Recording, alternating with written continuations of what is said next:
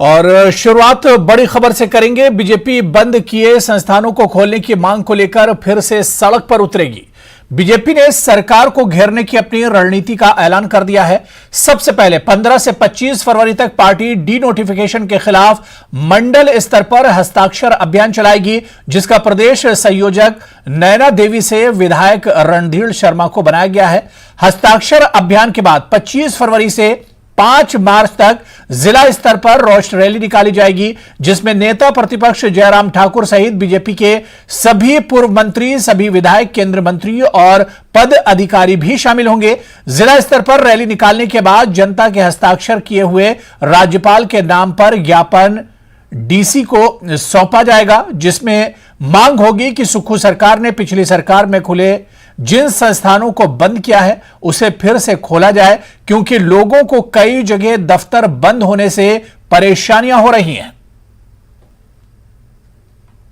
Party जो है जहां जहां पर भी कार्यालय बंद हुए हैं वहां पर जाकर जो है हस्ताक्षर अभियान छेड़ेगी और सरकार के विरुद्ध जो है वहां पर रोष प्रदर्शन करेगी। जिला स्तरीय रोष प्रदर्शन होंगे और मंडल वाइज जो है जहां जहां कार्यालय बंद हुए हैं वहां पर जाकर लोगों को इसके बारे में बताया जाएगा और उनसे हस्ताक्षर अभियान में उनको भागीदार बनाया जाएगा। और उसके बाद जो है वो एक मेमोरेंडम के रूप में जो है माननीय राज्यपाल महोदय को जो है प्रदेश नेतृत्व के नेतृत्व में जो है इस हस्ताक्षर अभियान को समाप्त किया जाएगा।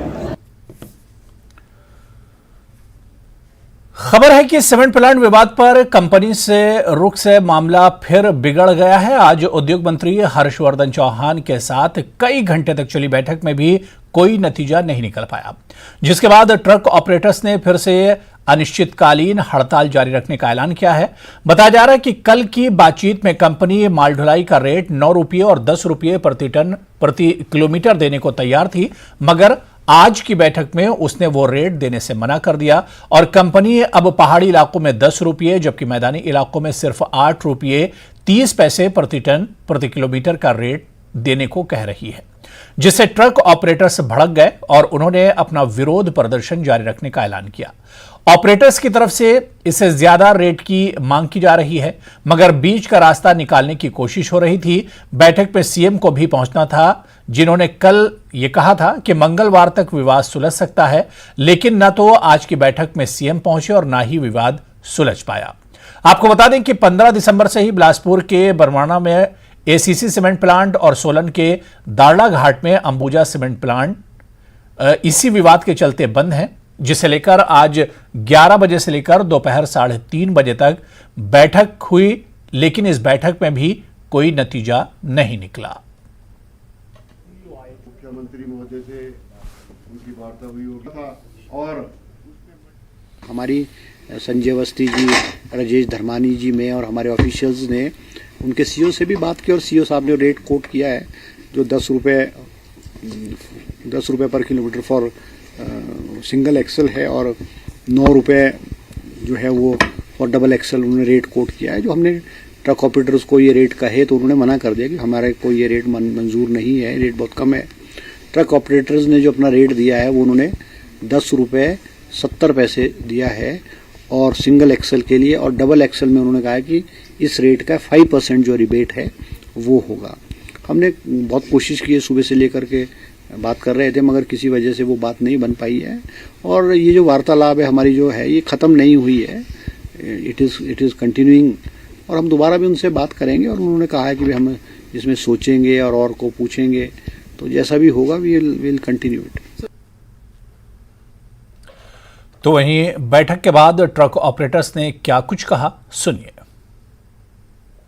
कंपनी अपने किसी भी फार्मूले पे, किसी भी डिजिट पे स्टैंड बाय नहीं कर रही है। पिछले कल जो 9 और 10 का एक आंकड़ा हमारे समक्ष आया था, आज कंपनी ने उससे हटके जो इनके सीईओ यहाँ पे मीटिंग में आए वो 9.5 और 10 का उन्होंने एक नया फ्रेट हमारे सामने रखा जो कि 8.5 और 10 का, जो कि पिछले कल से भी कम है।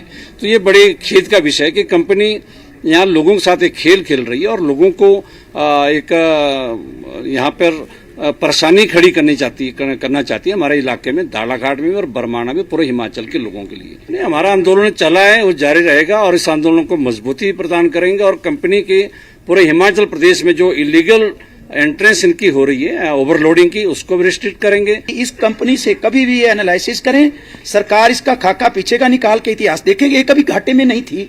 यही 2 फैक्ट्रियां हैं जो इसकी एक गहने हैं। हम ये चाहते हैं कि अगर नहीं है तो जेपी कंपनी में वही 20 किलोमीटर के उदाहरण है, सरकार इसको किसी भी ढंग से हमें जिंदा जनता के लिए एक विकल्प पैदा करें कि हम उसमें जिंदा रहने की, हम अपनी जिंदा रहें। प्रॉफिट नहीं है, ये हमारा रोजगार है, ये रोजगार है सर।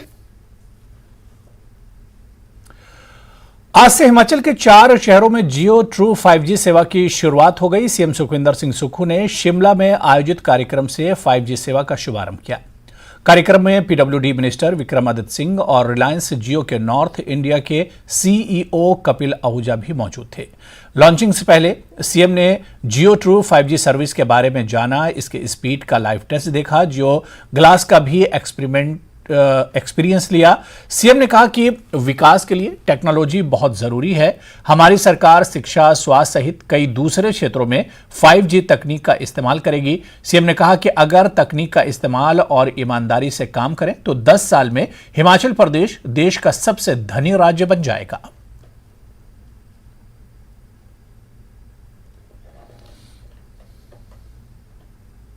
मैं आपको एक बात कहना चाहता हूं कि आने वाले समय में 5G टेक्नोलॉजी हमारे जीवन का और उससे आगे बढ़ने की 6G टेक्नोलॉजी आने वाली है। मेडिकल हेल्थ में हम 5G टेक्नोलॉजी और एजुकेशन में 5G टेक्नोलॉजी को इमीडिएटली हम चाहते हैं। आपका टेलीकॉम इंफ्रास्ट्रक्चर 5G का मजबूत हो, हम लागू करेंगे। एग्रीकल्चर सेक्टर में लागू करेंगे और एनिमल हस्बेंड्री में हम लागू करेंगे। हम रेवेन्यू शेयरिंग पर जाएंगे। हम चाहते हैं कि हमारे जितने मेडिकल कॉलेज 6 के 6 है वो आपकी 5G कनेक्टिविटी से जुड़े, ताकि हम हेल्थ की तरफ जाए। हमारे 3 मेडिकल कॉलेज जो कंस्ट्रक्शन में है, आप वहां का आप भेजिए जो अभी बन रहा है। अगर आप हमारे साथ एग्रीमेंट करते हैं तो जो हमीरपुर, चंबा और नाहन का मेडिकल कॉलेज है उसमें अभी कंस्ट्रक्शन चल रहा है। इनर में क्या होना चाहिए और आउटर में क्या होना चाहिए, आप हमारे साथ एग्रीमेंट कीजिए, आप अपने इंस्ट्रूमेंट लगाइए, हमारी टेक्नोलॉजी को अपग्रेड कीजिए। हम उसके लिए आपके साथ तैयार है। आप अपनी टीम को एक भेजिए ताकि पहले ही तोड़ फोड़ ना हो, एक ही बार में सब कुछ हमारा आर्किटेक्ट और देख के कर ले, क्योंकि इस टेक्नोलॉजी का तो इस्तेमाल होना ही है। हम इससे पीछे नहीं रह सकते। अगर हिमाचल प्रदेश को देश का सबसे सुंदर और विकसित राज्य बनाना है तो सिर्फ 10 साल का वक्त चाहिए। 4 साल में आपकी रूपरेखा आगे आ जाएगी और आने वाले 5 साल में हम हमारे हिंदुस्तान की सबसे रिचेस्ट स्टेट हो जाएंगे, अगर हमने सही फैसले किए। तो वहीं शिमला में जियो ट्रू 5G के लॉन्चिंग में शामिल हुए रिलायंस जियो के नॉर्थ इंडिया के सीईओ कपिल आहूजा ने कहा कि हिमाचल प्रदेश प्रतिभाशाली युवाओं का प्रदेश है, जिन्हें 5G सर्विस के इस्तेमाल से काफी फायदा मिलेगा। हिमाचल प्रतिभाशाली युवाओं का प्रदेश है। हमें उम्मीद है कि वे 5G कनेक्टिविटी का अनुभव करेंगे और इससे संबंधित उपयोगी एप्लीकेशंस का विकास कर इस तकनीक का लाभ अधिक से अधिक लोगों तक ले जाने में सहायक हों। रिलायंस जियो के लिए यह गर्व का विषय है कि विश्व का सबसे सर्वश्रेष्ठ 5G टेक्नोलॉजी को हम हिमाचल और पूरे देश में ला रहे हैं। जियो का stand alone true 5G network digital Bharat के लिए आवश्यक इंटरनेट क्षमता प्रदान करता है। वहीं जियो ट्रू 5G सर्विस लॉन्च करने के बाद सीएम 5G सेवा को लेकर बेहद उत्साहित दिखे। उन्होंने कहा कि अब राज्य के सभी ITI, पॉलिटेक्निक और इंजीनियरिंग कॉलेजेस में साइबर सिक्योरिटी, डाटा साइंस और आर्टिफिशियल इंटेलिजेंस जैसे विषयों की पढ़ाई होगी। साथ ही सभी 68 विधानसभा क्षेत्रों में बनने वाला Rajiv Gandhi day boarding school भी आधुनिक तकनीक से लैस होगा।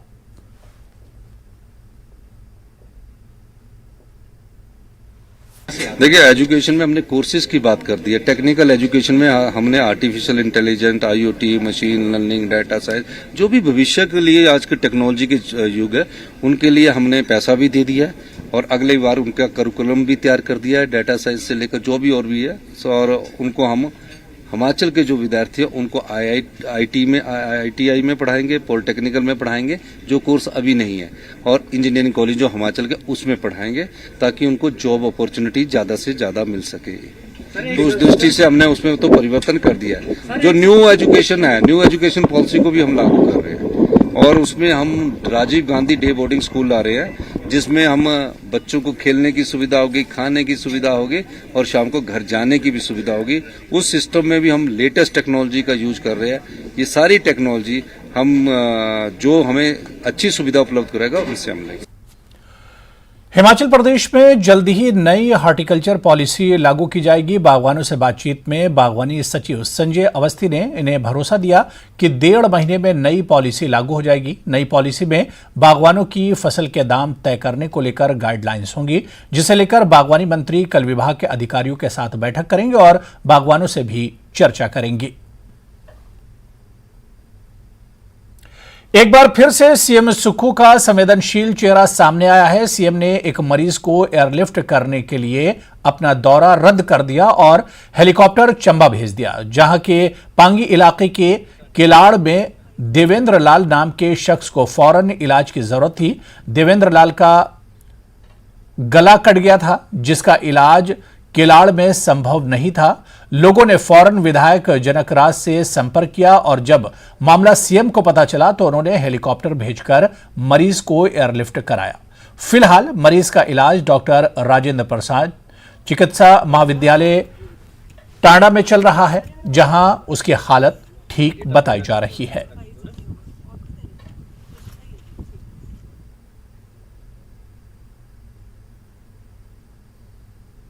करगिल युद्ध के हीरो ब्रिगेडियर खुशहाल ठाकुर ने मंडी में पूर्व सरकार की ओर से खोले गए राजस्व विभाग के सेटलमेंट कार्यालय को बंद करना पूरे संसदीय क्षेत्र की जनता के साथ सबसे बड़ा खिलवाड़ बताया है। खुशहाल ठाकुर ने कहा कि राजस्व के जिन छोटे छोटे कार्यों के लिए लोगों को धर्मशाला जाना पड़ता था, उन्हें अब ये सुविधा अपने घर द्वार पर मिलने वाली थी, जिसे सुक्खू सरकार ने छीन लिया है। अब लोगों को फिर से अपने कार्यों के लिए धर्मशाला जाना पड़ेगा। वहीं सरकार ने कर्ज का हवाला देकर शिवधाम, एयरपोर्ट और यूनिवर्सिटी के कार्यों सहित अन्य विकास कार्यों को भी ठंडे बस्ते में डाल दिया है। कर्ज का ही हवाला देकर गारंटियों को भी पूरा नहीं किया जा रहा है, जबकि जयराम सरकार ने तय सीमा से भी कम कर्ज लेकर प्रदेश का विकास करवाया है और फिजूल खर्ची के लिए खुद सीएम के साथ डिप्टी सीएम भी बना दिए और सीपीएस की फौज भी खड़ी कर दी। मंडी में एक बहुत बड़ा ऐतिहासिक फैसला लिया गया था कि यहाँ पर पहली बार सेटलमेंट ऑफिस जो था वो मंडी को दिया गया था, जिससे कुल्लू और लाहौल स्पीति और मंडी जिला के लोग जो है वो प्रभावित थे, क्योंकि आज के दिन में छोटे छोटे रेवेन्यू वर्क्स के लिए आपको सेटलमेंट ऑफिस धर्मशाला जाना पड़ता है। आपने वो बंद कर दिया है, तो ये बहुत दुखद है कि इस तरह की कार्रवाई सरकार कर रही है। और दूसरी तरफ ये बहाना लिया जा रहा है कि जी बहुत सारा ऋण है, और जयराम जी की सरकार में कोविड होने के बावजूद भी 70,000 करोड़ से नीचे का जो था वहाँ तक वहाँ पर पहुँचे, और जो लिमिट थी उससे भी कम उन्होंने खर्चा किया है। लेकिन लोगों में एक झूठ फैलाया जा रहा है, एक झूठ प्रचार किया जा रहा है और लोगों को गुमराह किया जा रहा है कि भाई ऋण की वजह से जो है अब हम ये जो 10 गारंटियाँ हैं ये हमारे गले की फांस पड़ी हैं, इनको हम पूरा नहीं करना चाहते।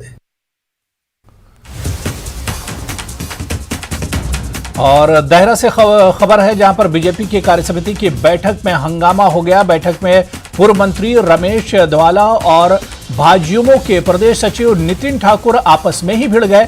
दोनों के बीच सड़क पर भी तू मैं हुई, जिसका एक वीडियो सोशल मीडिया पर तेजी से वायरल हो रहा है। बताया जा रहा है कि नितिन ठाकुर ने रमेश धवाला को कहा कि आप बीजेपी के मूल कार्यकर्ता नहीं हैं, बल्कि चुनाव जीतकर बीजेपी में आए हैं, जिस पर रमेश धवाला ये कहते सुने जा रहे हैं कि मुझे करोड़ों रुपए मिल रहे थे, फिर भी मैं पार्टी छोड़कर नहीं गया। इस तूतू में मैंने कई कार्यकर्ताओं धवाला की तरफ से नितिन ठाकुर पर टूट पड़े, और तस्वीरें भी आप देख सकते हैं जो वीडियो तेजी से वायरल हो रहा है, जहां देहरा में बीजेपी की बैठक में यह हंगामा हुआ है।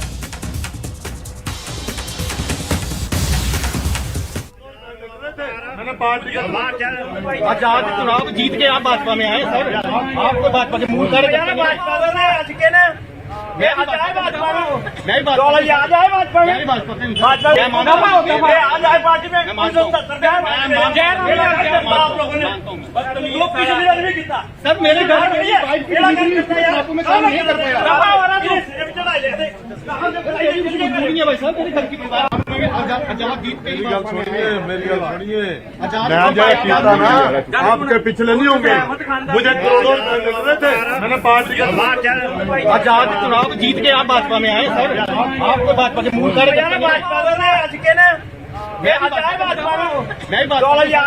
ऐसे वायरल हो रहा है कि वो आज बैठक जो थी उसमें नितिन ठाकुर कैटेगरी में फॉल करते थे, बैठक की अपेक्षित कैटेगरी में, लेकिन बैठक में एक प्रॉपर तरीका होता है, जिला के महामंत्री के द्वारा सूचना जाती है। हमने सबको सूचना की थी सिवाय नितिन जी की। नितिन जी को सूचना इसलिए नहीं की थी क्योंकि उनका मामला विचाराधीन है। 6 चुनाव वाले मंथ में 6 तारीख को, चुनाव से 6 दिन पहले उनको एक नोटिस सर्व हुआ था मंडल से, और मेरे पास आया था, मैंने उसको प्रदेश में भेजा था कि इसको पार्टी से निष्कासन के लिए ऐसा मंडल ने कहा है। आज बीजेपी की कार्य समिति की बैठक देहरा में जो हो रही थी उसमें उस वक्त हंगामा हो गया जब एक भाजयुमो के कार्यकर्ता, भाजयुमो के जो प्रदेश सचिव हैं नितिन ठाकुर, वो कार्यक्रम में पहुंचे। उन पर जो आरोप लगाए जा रहे थे कि उनको जो विधानसभा चुनाव हुए हैं उनमें भीतरघात के आरोप नितिन ठाकुर पर लग रहे थे।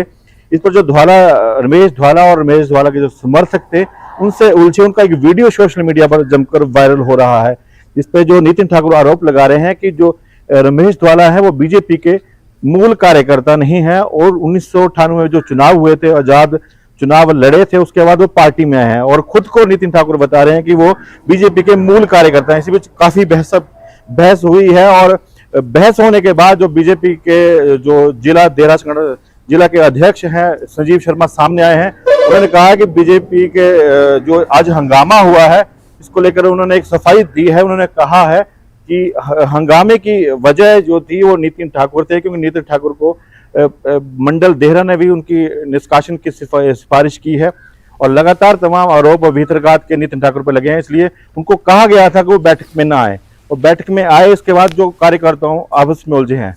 ब्रजेश्वर साकी, न्यूज 18 देहरा।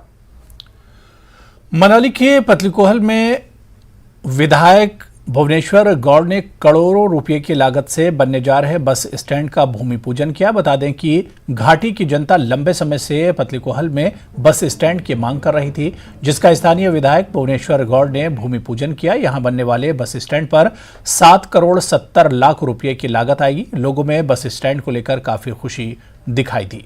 विधायक जब इसका भूमि पूजन करने पहुंचे तो लोगों ने जोरदार तरीके से इनका स्वागत किया। इस बस स्टैंड का निर्माण 7 करोड़ 70 लाख से होगा। पतलीकूल हमारे विधानसभा क्षेत्र में एक मध्य की जगह है। एक बिजनेस का जो हमारा जो बीच की घाटी के बीच का इलाका है वो पतलीकूल माना जाता है।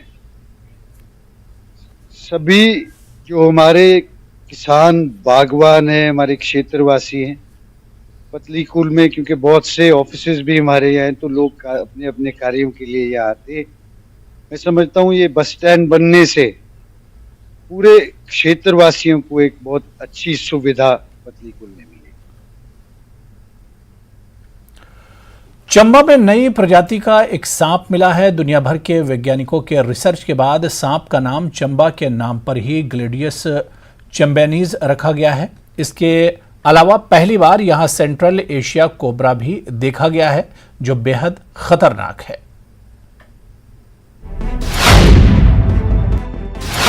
शरीर का रंग भूरा और उस पर छोटी छोटी काली धारियां। जबड़ा बाकी सांपों से थोड़ा सा बड़ा और लंबाई 4 से 5 फीट। यह दुनिया की नई प्रजाति का सांप है जो चंबा की चुराह घाटी में मिला है। अब तक सिर्फ चंबा में ही पाए जाने के कारण इस सांप का नाम चंबा के नाम पर ग्लोडियस चैम्बेनीज रखा गया है। जी हमें चंबा में एक नया सांप मिला है पूरे वर्ल्ड में, जो कि उसको नाम ही चंबा की बेस पे रख दिया है, ग्लोडियस चैम्बेनीज। तो ये एक सांप जैसे आप देख सकते हो, डिफरेंट कलर्स भी इसमें डिफरेंट है, पैटर्न भी अलग है, और इसके जो हेड है, जो इसका जबड़ा है, वो एकदम डिफरेंट है इसमें। तो इस तरह से हमने इसको जेनेटिकली भी प्रूव किया है कि सांप जो है वो डिफरेंट है और इसको एक अलग से नाम दिया गया है। और यदि आप ये देखेंगे कि ये इसका नेचुरल हैबिटेट है, बिल्कुल अभी हमने इसको यहाँ से हिलाया नहीं है। तो ये चंबा में हमें मिला है और 5-6 कंट्रीज़ की कोलैबोरेशन के बाद हम इसको नई स्पीसीज डिक्लेयर करवाने में सफल हो पाए हैं और इसका नाम अब ग्लोडियस चंबेनेंसिस। ग्लोडियस चंबेनेंसिस प्रजाति के सांप चंबा इलाके में अब तक कई लोगों को काट चुके हैं, जिनके काटने के बाद लोगों में बाकी सांपों से कुछ अलग तरह के लक्षण दिखाई देते हैं, जैसे सर्पदंश वाली जगह के आसपास सूजन होना और खून का पतला हो जाना। मगर ग्लोडियस चंबेनेंसिस प्रजाति का सांप कितना जहरीला और खतरनाक है, ये जानने के लिए state institute of health and family welfare के प्रिंसिपल पद्मश्री उमेश भारती इस पर रिसर्च कर रहे हैं। इसकी क्लिनिकल इंपॉर्टेंस आप देख सकते हो कि ये इसने काटे हुए लोग, तो ये इसके पैर में काटा है, इसके हाथ में काटा है। ये जो है लोकल वैद्य जो हैं उन्होंने लेप लगाया है, आप देख सकते हैं इसकी स्वेलिंग और इसकी जो है इसकी इंपॉर्टेंस। ये माइल्डली विनमस है, हेमोटॉक्सिक है, ब्लड में भी इसमें प्रॉब्लम आती है, ब्लड पतला हो जाता है और जमता नहीं आसानी से। तो ये एक हमने नई स्पीसीज ढूंढी है। नई प्रजाति के सांप ग्लोडियस चंबेनेंसिस के अलावा चंबा में पहली बार सेंट्रल एशियन कोबरा भी देखा गया है, जो अफगानिस्तान में पाया जाता है। माना जा रहा है कि सेंट्रल एशियन कोबरा अफगानिस्तान से पाकिस्तान और फिर श्रीनगर डोडा के रास्ते चंबा तक पहुंचा है, जो बेहद खतरनाक है। राजेंद्र शर्मा, न्यूज़ 18, शिमला।